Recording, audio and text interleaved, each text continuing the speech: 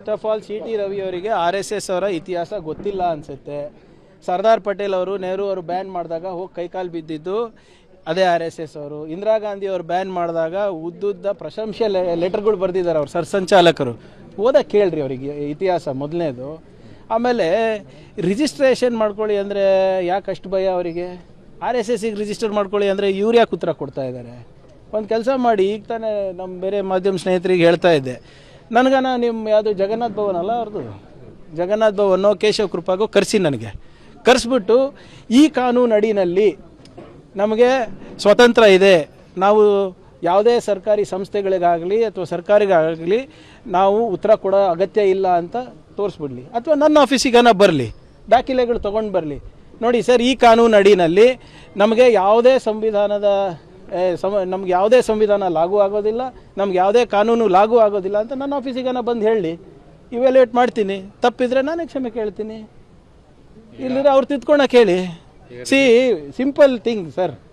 ಯಾವ ದೇಶದಲ್ಲಿ ಒಬ್ಬ ಬೀದಿ ವ್ಯಾಪಾರ ರಿಜಿಸ್ಟರ್ ಆಗಬೇಕು, ಹೌದಾ ಇಲ್ಲ? ಬೀದಿ ವ್ಯಾಪಾರಿಗಳು ರಿಜಿಸ್ಟರ್ ಆಗಬೇಕು. ದೇವಸ್ಥಾನದಲ್ಲಿ ಎಷ್ಟು ದೇಣಿಗೆ ಬರ್ತಾ ಇದೆ ಅಂತ ದೇವರು ಲೆಕ್ಕ ಕೊಡಬೇಕು, ದೇವಸ್ಥಾನಗಳು ಲೆಕ್ಕ ಕೊಡಬೇಕು, ಜನರು ಲೆಕ್ಕ ಕೊಡಬೇಕು, ನೀವು IT ಲೆಕ್ಕ ಕೊಡಬೇಕು. ಇವ್ರು ಕೊಡೋಂಗಿಲ್ವಾ? ಏನಕ್ಕೆ?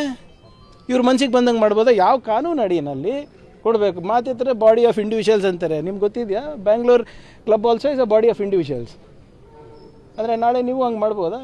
ಸೇಮ್ ಫಾರ್ಮ್ಯಾಟ್ನಲ್ಲಿ ನೀವು ನಾಳೆ ಒಂದು ಸಂಘಟನೆ ತೆಗೆದುಬಿಟ್ಟು ನೀವು ಹೀಗೆ ದೇಣಿಗೆ ಇಸ್ಕೊಳೋದಾಗಲಿ ಅಥವಾ ಕಾನೂನು ಉಲ್ಲಂಘನೆ ಮಾಡಿಬಿಟ್ಟು ಬೆಂಗಳೂರಿನಲ್ಲಿ ಪಥಸಂಚಲನ ಮಾಡೋದಾಗಲಿ ಮಾಡ್ಬೋದಾ ಸರ್?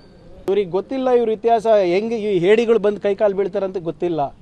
ನಾನು ಬರೆದಿರೋ ಇತಿಹಾಸ ಅಲ್ಲ, ಅವ್ರ ಆರ್ಗನೈಸರ್ ಪುಸ್ತಕ ಓದಲಿ ಸರ್. ಅವ್ರ ಮ್ಯಾಗ್ಝಿನ್ ಇದೆ ಆರ್ಗನೈಸರ್ ಅಂತ, ಹೋಗ್ಬಿಟ್ಟು ಯಾವ ರೀತಿ ಸರ್ದಾರ್ ಪಟೇಲ್ ಅವರಿಗೆ ಕೈಕಾಲು ಬಿದ್ದಿದ್ದಾರೆ, ವೀರ್ ಸಾವರ್ಕರ್ ಯಾವ ರೀತಿ ಪೆನ್ಷನ್ ತೊಗೊತಾ ಇದ್ರು ಸರ್, 60 ರೂಪಾಯಿ ಪೆನ್ಷನ್ ತೊಗೊತಾ ಇದ್ರು ವೀರ್ ಸಾವರ್ಕರ್ ಬ್ರಿಟಿಷರ ಹತ್ರ, ಗೊತ್ತಾ? ಇವ್ರ ಇತಿಹಾಸ ಅದು. ಇಂದಿರಾ ಗಾಂಧಿಗೆ ಪತ್ರ ಬರೆದಿದ್ರು ಸರ್, ಅವರ ಹಿಂದಿನ ಸರ್ಸಂಚಾಲಕರು, ಎಮರ್ಜೆನ್ಸಿ ದೇಶಕ್ಕೆ ಭಾಳ ಅಗತ್ಯ ಅಂತ. ಇವತ್ತು ನೋಡಿದ್ರೆ ಹಿಂಗೆ ಮಾತಾಡ್ತಾರೆ.